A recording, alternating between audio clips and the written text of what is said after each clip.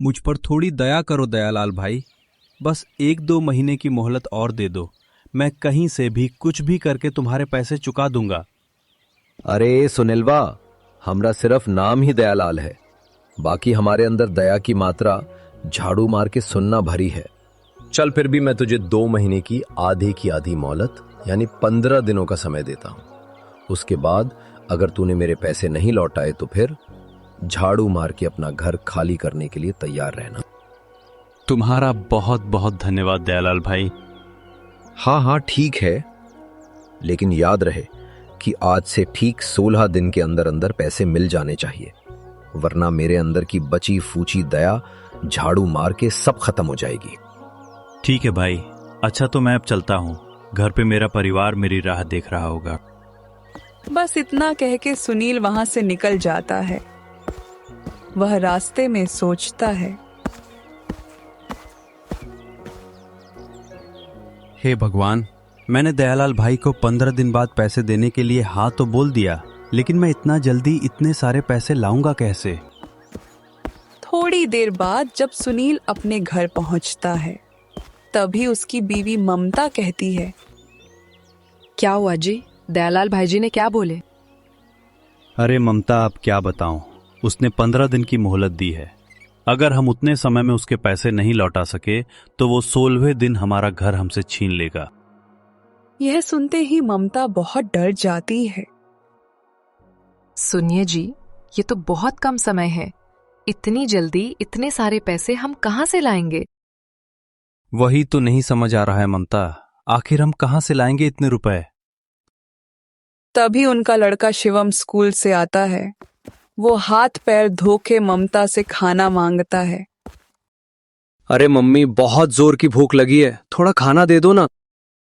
हाँ बेटा, थोड़ी देर यहाँ बैठ जा, मैं बस 2 मिनट में खाना लेकर आती हूँ। ऐसा कह के ममता शिवम के लिए रसोई घर से खाना लाने चली जाती है।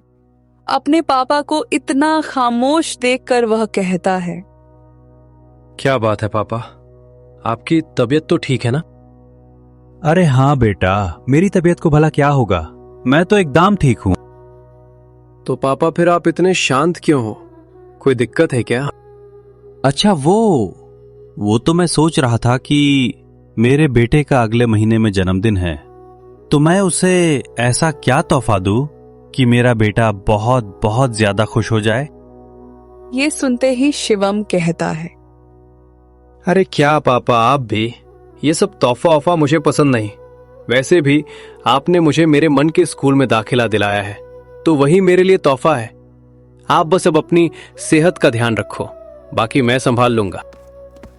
उतने में ममता खाना लेके आ जाती है और कहती है, अरे किस चीज को लेके आप दोनों इतनी बातें कर रहे हो? तभी शिवम कहता है, अरे कुछ नहीं मम्मी, मैं और पापा आप ही के बारे में बात कर रहे थे कि आप कितना स्वादिष्ट खाना बनाती हैं। शिवम की बातें सुन के ममता मुस्कुराती है और कहती है, अच्छा, तो अब तू अपनी मम्मी को सिखाएगा? बातें बनाना तो कोई तुझसे सीखे। अरे अब खड़ी खड़ी बातें ही करोगी कि मेरे बेटे को खाना भी दोगी? बेचारे देखो कितना भूखा है। हाँ मम्मी, अब मुझे और बर्दाश्त नहीं हो रहा, प्लीज अब मुझे खाना दे दो। हाँ, तेरी सब नौटंकी समझती हूँ। अच्छा नीचे बैठ के खा ले, मैं तब तक तेरी लक्ष्मी को भी खाना दे के आती हूँ। ठीक है मम्मी। फिर ममता लक्ष्मी को चारा डालने जाती है और इसी तरह दिन ढल जाता है।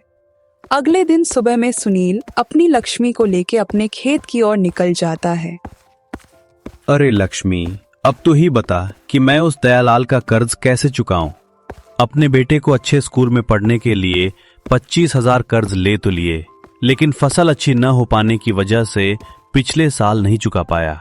अब की बार का फसल तैयार होने में अभी 2-3 महीनों का वक्त है। बस यही सब कहते कहते हैं वो अपने खेत में पहुंच जाता है। यह खेत उसके पिताजी ने दी हुई एक आखिरी निशानी थी, जिसे वो किसी भी हालत में बेचना नहीं चाहता है। पूरा दिन काम करके जब वह अपने घर वापस आता है, तब ममता कहती है, आप ठीक तो है? हाँ ममता, मैं ठीक हूँ, बस पैसे की चिंता सताई जा रही है। आप सही कह रहे हैं। अच्छा आप बैठिए, मैं आपके लिए पानी लेके आती हूँ। ऐसे ही रात हो जाती है और शिवम खाना खा के अपने कमरे में सोने चले जाता है। यहाँ सुनील और ममता अभी भी पैसों के बारे में सोच रहे हैं। देखिए जी, मुझे पता है मैं अभी जो आपसे जो कहने वाली हूँ वो आपको बिल्कुल भी अच्छा नहीं लगेगा, लेकिन अब ऐसे समय में हमारे पास कोई और दूसरा रास्ता नहीं है। कल सुबह मैं आपको आपने दी हुई मेरे कंगन और सोने की अंगूठी दूंगी। आप उसे बाजार में बेच देना। उससे जो भी पैसे मिलेंगे सबसे पहले आप कर्ज चुका देना। बाकी बचे हुए पैसे हम संभाल के रखेंगे हमारे शिवम के अगले साल की फीस भरने के लिए।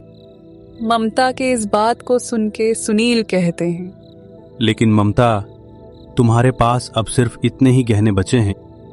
अरे तो क्या हुआ, आने वाले समय में हम फिर से नई खरीद लेंगे। आपको चिंता करने की जरूरत नहीं है। अब आप भी सो जाइए। जानती हो ममता, सच में मैं बहुत किस्मत वाला हूँ जो भगवान ने तुम्हें मेरा जीवन साथी बनाया। तुमने मेरे मन की बोझ को हल्का कर दिया। बहुत बहुत धन्यवाद ममता। सुनील को मुस्कुराते देख ममता का मन हल्का हो जाता है और वह कहती है, हाँ हाँ ठीक है, अब आप भी हो जाइए।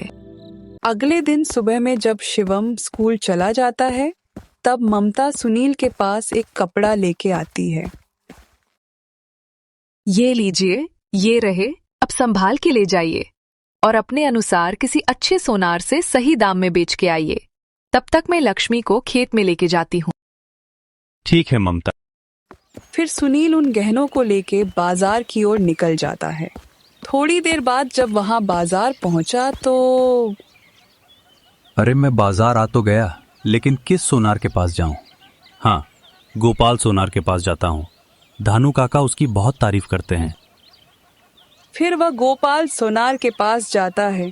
वहां गोपाल सोनार कहता है, देखो बेटा सुनील, इस 2 कंगन के मैं तुम्हें 20,000 और झुमकों के 45,000 रुपए दे सकता हूँ, यानी कि कुल मिला के 65,000 रुपए। मुझसे बढ़िया दाम बेटा तुम्हें यहाँ और किसी दुकान में नहीं मिलेगा। ठीक है गोपाल बाबा, लेकिन एक बात है जो मैं आपसे कहना चाहता हूँ। हाँ हाँ बेटा, बोलो, क्या कहना चाहते हो?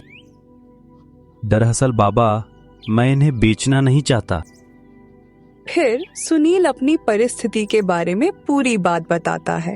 गोपाल बाबा उसकी सभी बातों को बहुत ध्यान से सुनते हैं। देखो बेटा सुनील, समय हर किसी का बदलता है। अगर तुम इन्हें बेचना नहीं चाहते तो तुम इन्हें मेरे पास गिरवी रख के वो पैसे ले जाओ। वैसे तो मैं कोई और होता तो 65,000 के बदले में फिर 60,000 देता, लेकिन क्योंकि तुम एक नेक दिल इंसान लगते हो तो मैं तुम्हें 62,000 तक दे दूंगा। लेकिन बेटा एक बात का ध्यान रखना, तुम्हें ये 1 साल के अंदर वापस लेना होगा, नहीं तो ये गहने कानूनी रूप से मेरे हो जाएंगे। अरे वाह, ये तो सच में बहुत अच्छा उपाय है बाबा। आप मुझे 62,000 रुपए दे दीजिए, मैं याद से इन्हें 1 साल के अंदर वापस ले जाऊंगा। फिर सुनील वहां से रुपए लेकर सीधे ममता से मिलने अपनी खेत चला आता है। यहाँ ममता उसके हाथ में थैली देखकर कहती है, अरे क्या हुआ जी, आप इतनी जल्दी वापस आ गए? और ये थैली में क्या है?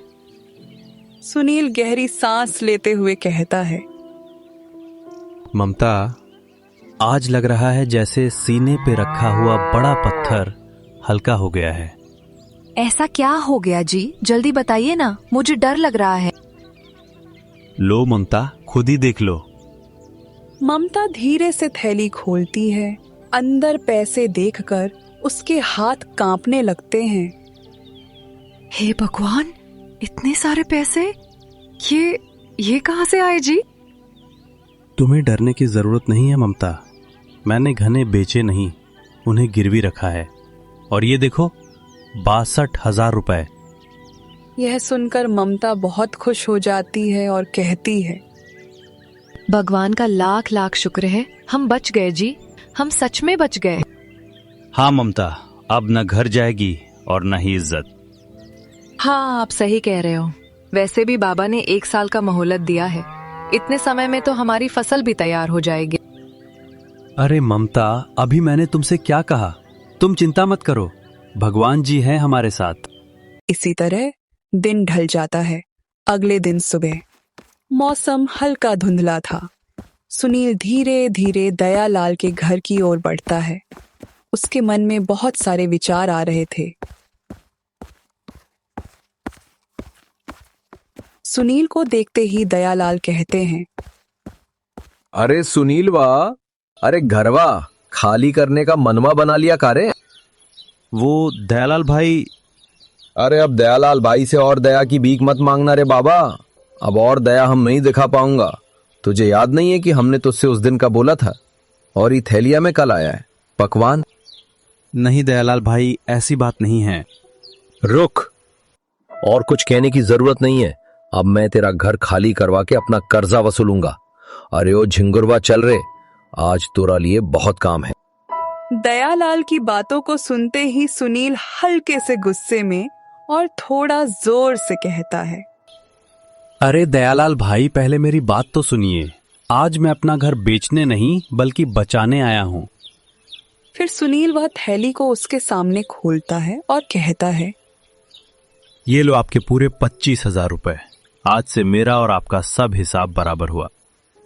दयालाल इतने सारे पैसों को देख के हैरान हो जाता है।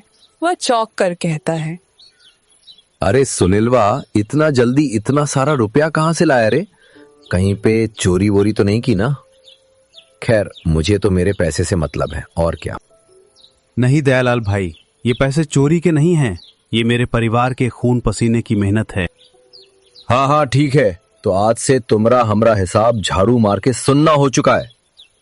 अच्छा, अगर आगे कभी भी पैसों की जरूरत लगे तो बिना हिचकिचाए अपने दयालाल भाई के पास आ जाना। ठीक है दयालाल भाई। इतना कह के सुनील वहां से चला जाता है, लेकिन दयालाल अभी भी सोच रहा था। अरे ससुरा, इतना पैसा वो सुनीलवा कहां से लाया? लगता है नजर रखना पड़ेगा। तभी वो अपने नौकर को बुलाता है, अरे ए जिंगुरवा, इना हो रे।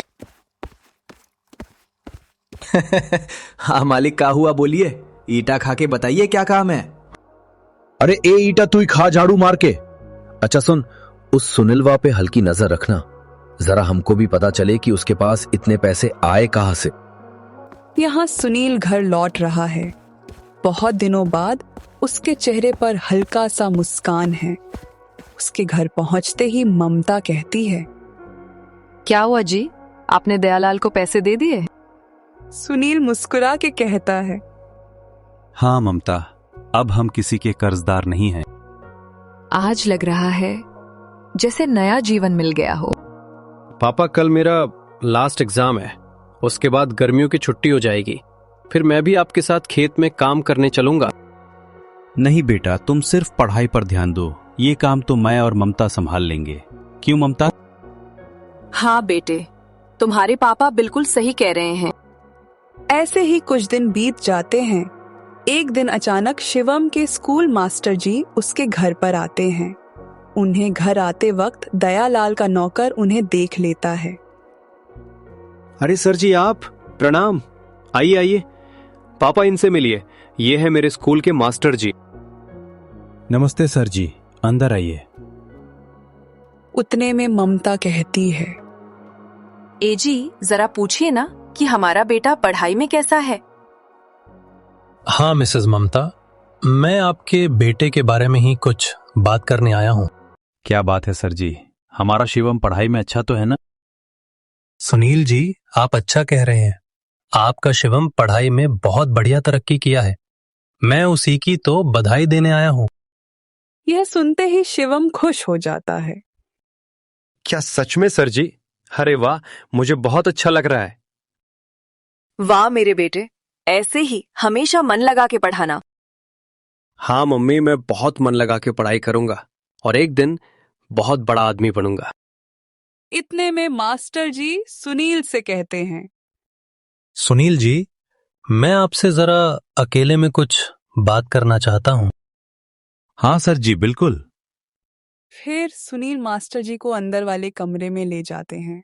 मास्टर जी कहते हैं, हाँ सर जी, कहिए क्या बात है। दरअसल मैंने आपके बेटे को खूब मेहनत से पढ़ते देखा है। वो अपनी जिंदगी में बहुत बड़ा आदमी बनना चाहता है। आपको पता है, आपके बेटे ने पूरी क्लास में सबसे अच्छा परफॉर्म किया है। मैं चाहता हूं कि आप उसे मुंबई शहर पढ़ने के लिए भेजें और इसमें जितने भी पैसे लगेंगे वो मैं दूंगा। क्योंकि सुनील जी, मेरा कोई बेटा नहीं है, लेकिन मैं सोचता हूं कि अगर मेरा कोई बेटा होता तो वो जरूर आपके शिवम जैसा ही होता। मास्टर जी की बातों को सुनने के बाद सुनील थोड़ा भावुक हो जाता है। सर जी, आपका बहुत बहुत धन्यवाद। हम भी अपने बेटे को बहुत पढ़ना चाहते हैं। अब आप इतना कह रहे हैं तो हम उसे जरूर पढ़ाएंगे। और हाँ, अब से शिवम आपका भी बेटा है। फिर मास्टर जी कुछ देर सुनील और ममता से बातें करते हैं और चले जाते हैं। ये सारी बातें दयालाल का नौकर झिंगुर खिड़की से सुन रहा होता है। अरे मोरी माई बाप रे, ही ससुरा शहर में पढ़ने जाएगा। इतना हैंडसम बात तो ईटा खा के मालिक को बताना जरूरी है। जब दयालाल का नौकर उसे इन सब के बारे में बताता है तब अच्छा बेटा, तो सुनीलवा का लड़का शहर में पढ़ने जा रहा है? अरे झिंगुरवा, उसके बाप का उतना औकात नहीं है कि वो अपने लड़के को अमीर बना सके। छोड़ जाने दे रे, हम सही मौका देखेंगे, उसका घर भी छीनेंगे और उसका जमीन भी। उसके 2 दिन बाद शिवम मुंबई जाने के लिए निकल जाता है।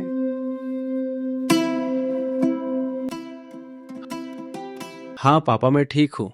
और आप दोनों कैसे हो? अरे शिवम बेटा, हम दोनों भी यहाँ पर एकदम मस्त हैं। अच्छा बेटा शिवम। हाँ मम्मी। अच्छा बेटा, वापस कब आओगे? बड़े दिन हो गए तुमको देखे नहीं हैं। तुम्हारी बड़ी याद आती है। हाँ मम्मी, याद तो मुझे भी आप दोनों की बहुत आती है। लेकिन आप चिंता मत करो, जैसे ही मेरा एग्जाम खत्म हो जाएगा मैं तुरंत वापस आ जाऊंगा। ठीक है बेटा, तुम खूब मन लगा के पढ़ाई करो, खूब मेहनत करो। भगवान करे तुम जीवन में जो कुछ भी चाहो वो सब कुछ तुम्हें मिले। कुछ दिन और बीत जाते हैं। सुनील को एक दिन अचानक खबर मिलती है कि शिवम के मास्टर जी का देहांत हो गया है। यह खबर सुनते ही सुनील और ममता चौंक जाते हैं। अभी तक मास्टर जी ही शिवम की पढ़ाई के पूरे पैसे देते थे। अब वह सभी पैसे सुनील को देने थे।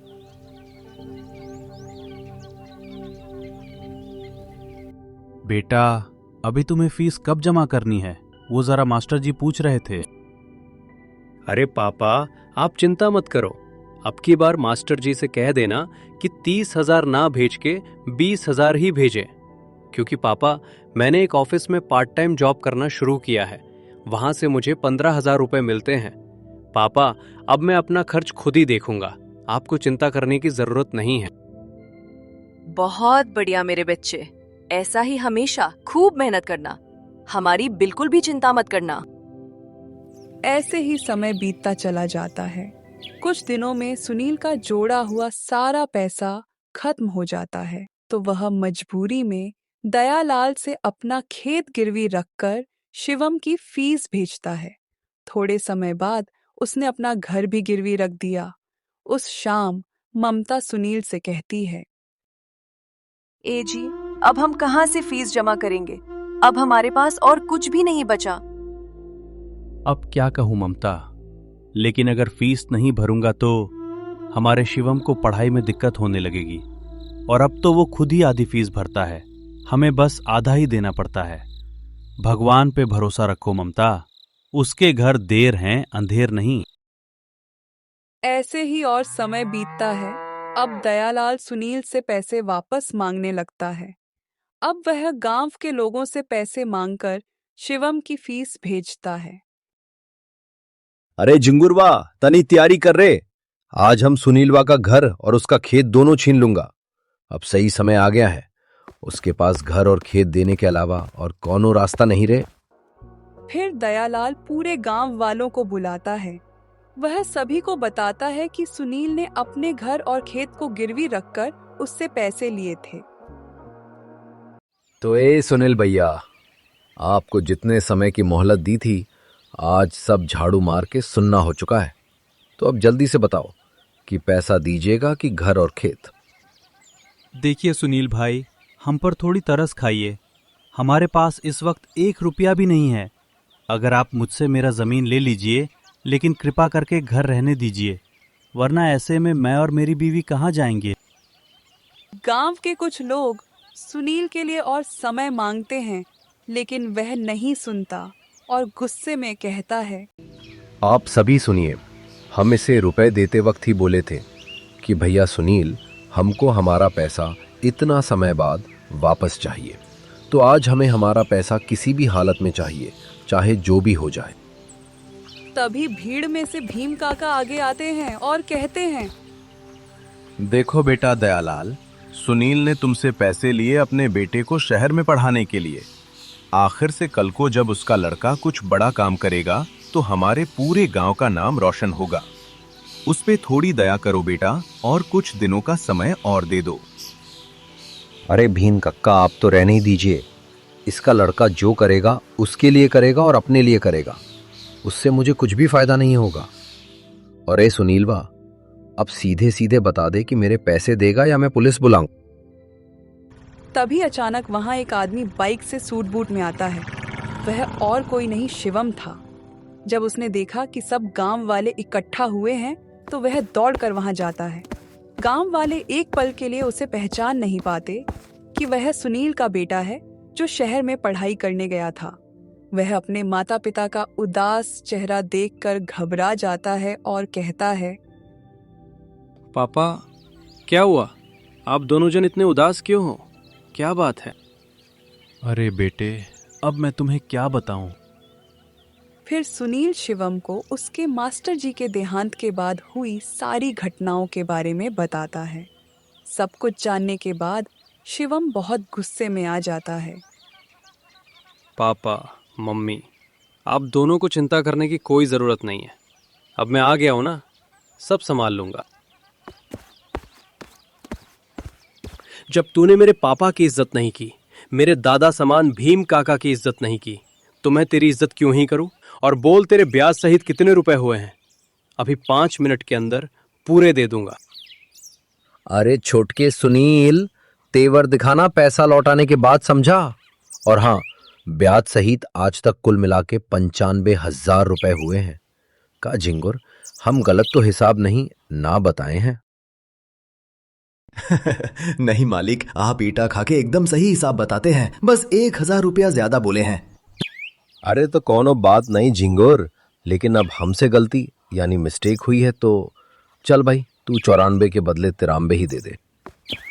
इसके बाद शिवम अपने पापा से कहता है, पापा, आप बिल्कुल भी चिंता मत करो, आज मैं सभी के पैसे ब्याज सहित चुकता कर दूंगा। फिर शिवम अपने बैंक में कॉल करता है और उनसे कुछ कहता है। कुछ ही देर में ISHP बैंक की वैन आ जाती है, जिसमें से बैंक कर्मचारी पैसे के बैग निकालते हैं और कहते हैं, थैंक यू शिवम सर। क्या आपको और कुछ चीज या किसी भी तरह की सेवा या मदद चाहिए? No, thank you so much and sorry for the inconvenience. कोई बात नहीं सर, ये तो हमारा ड्यूटी है। तो क्या हम अब जा सकते हैं? हाँ, अब आप जा सकते हैं। फिर शिवम सभी बैग अपनी मम्मी को दे देता है और कुछ पैसे लेकर दयालाल के पास जाता है। ये ले दयालाल, तेरे ब्याज सहित 94,000 रुपए। तेरा एहसान नहीं चाहिए हमें, और मेरी तरफ से ये और 6,000, तो अब होते हैं पूरे 1,00,000 रुपए। आज से हमारा हिसाब किताब तेरी भाषा में झाड़ू मार के सुनना हो चुका है। दयालाल गुस्से में सभी पैसे लेकर वहां से चला जाता है। उसके जाने के बाद शिवम सभी गांव वालों को धन्यवाद कहते हुए उनके पैसे लौटा देता है। शाम को जब रात में सब एक साथ बैठे होते हैं, तब सुनील कहता है, बेटे शिवम, आज तूने मेरी लाज बचा ली। हाँ बेटा, तेरे पापा सही कह रहे हैं। लेकिन बेटा, ऐसा क्या हो गया जो तेरे एक फोन करने पर तुरंत बैंक से इतने रुपए आ गए? मम्मी, पापा, आप दोनों की और मेरे मास्टर जी की मेहनत और आशीर्वाद से जिस जगह मैं पार्ट टाइम जॉब करता था, उन्हें मेरा काम इतना पसंद आ गया कि हमारी कंपनी के एचआर ने खुद मुझे कॉल किया और इंटरव्यू के लिए बुलाया। वहाँ इंटरव्यू देने के बाद उन्हें फुल टाइम जॉब ऑफर करा और मैंने एक्सेप्ट कर लिया, तो वहाँ से ये पैसे मिले हैं। बेटा सच? देखो ममता, मैंने तुमसे कहा था ना कि भगवान पे भरोसा रखो, वो कुछ न कुछ जरूर करेगा। देखो आज हमारा बेटा इतना अच्छा नौकरी करने लगा है और हमारा सब कर्जा भी खत्म हो गया। हाँ, आप बिल्कुल सही कहते थे। भगवान जी का लाख लाख शुक्र है जो हमारे बेटे को उन्होंने सही समय पे भेज दिया हमें बचाने के लिए। हाँ मम्मी, और आपको पता है वहाँ मेरी तनख्वाह कितनी है? नहीं बेटे, हमको कैसे पता होगा? अच्छा पापा, आप अनुमान लगाओ कि मेरी सालाना तनख्वाह कितनी होगी। अच्छा ठीक है, तेरे एक फोन करने पर बैंक वाले 2 लाख रुपए लेके आ गए। जानती हो ममता, इसका मतलब होता है कि हमारे शिवम को बहुत पैसे वाली नौकरी मिली है। 12 से 13 लाख रुपए 1 साल का हो सकता है। नहीं पापा। अच्छा मम्मी, आप भी एक बार अनुमान लगाओ। तो क्या 15 से 16 लाख रुपए है? नहीं मम्मी पापा, मेरा सालाना तनख्वाह 1,56,00,000 सालाना है, यानी 13 लाख रुपए 1 महीने का। यह सुनते ही ममता और सुनील दोनों चौंक जाते हैं। उन्हें समझ नहीं आता कि क्या कहें, और इस तरह इस कहानी की समाप्ति होती है।